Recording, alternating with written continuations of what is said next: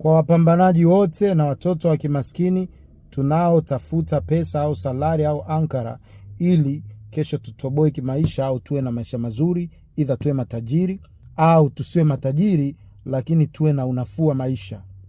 Tujaribu kupunguza matumizi ya simu yasiyokuwa na mpango. Simu pia ni kigezo kikubwa cha vijana wengi kupoteza muda, badala ya kutengeneza pesa, wao wanatengeneza urafiki, wana scroll, unapandisha, unashuka, Instagram, Facebook, TikTok.